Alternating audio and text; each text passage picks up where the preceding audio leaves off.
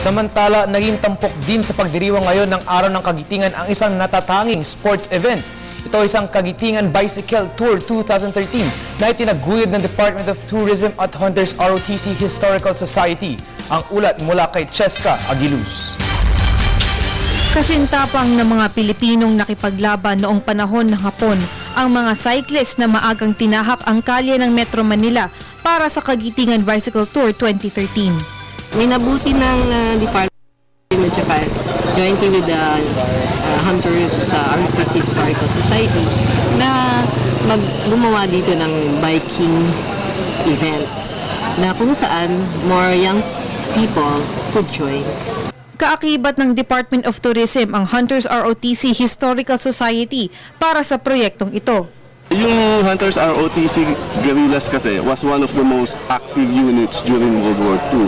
And sinasariwa, sa pagsasariwa ng kasaysayan, yung Hunters ROTC kasi ang namuno sa labanan dun sa Battle of McKinley, Fort McKinley and Nichols Field. And yun ang pinaka-importanting labanan sa liberation ng Manila.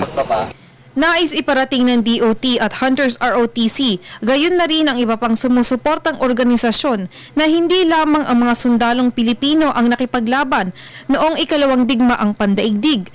Nagsimula ang pagpadyak ng pedal sa Balara, papuntang New Bilibid Prison pa, at natapos ito sa Nichols McKinley. Gaano nga ba kahalaga ang pag-aaral ng kasaysayan? Sa panahon ng makabagong teknolohiya, hindi maiiwasang magkubli ang mga kabataan sa pagtuklas ng ating nakaraan. Subalit para kay Migoy Angeles, ang pag-aaral ng kasaysayan ay kinakailangan upang makausad ang ating bansa.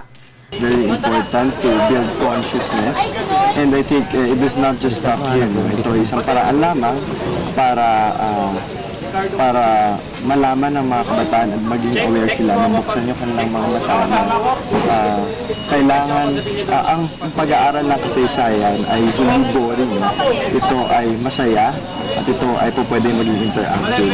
Ayon naman kay Ginoong Ret G. Daza, If we don't write our own history, no one will do it for us. Ang nakakaenganyong paraan ng pag-aaral ng kasaysayan ang pagbisita sa mga historical landmarks gamit ang bisikleta. Sa bawat pagbadyak ng pedal ay ang pagbabawas ng timbang at ng kaalaman.